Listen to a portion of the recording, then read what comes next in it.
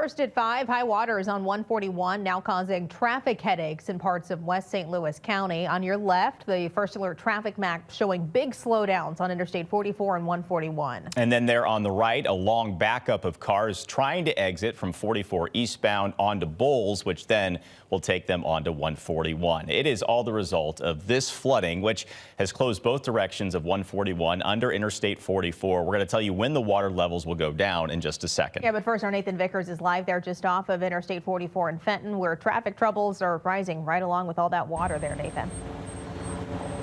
That's right, and the traffic troubles extend to Bowles too. You can see that it's moving pretty slowly right here. Like you pointed out, it's backed up on the exit ramps on the eastbound and westbound lanes. And if you look back here, you can see that the line to get onto the interstate is pretty long as well. Now, this has kind of been off and on throughout the day, but here at rush hour, it's really picked up.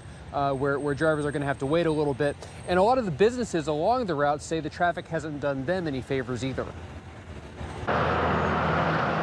The pool of water under I-44 is all flooded. is the talk of Truman's Place and other businesses along Highway 141. I expect a lot of traffic and not a lot of customers, unfortunately.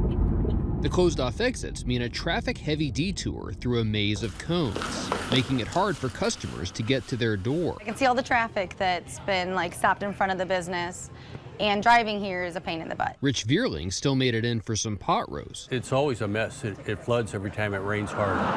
But it's a frustration for him and others who live near the intersection. 5-mile drive is now a 12-mile drive. It's sad because, yeah, it's going to impact all these businesses right here. Many of them stopped by to take a look at the mess. It's very murky and dirty. In Eureka, the high school had to adjust its opening due to flooding on the property, and some voters had to change polling locations.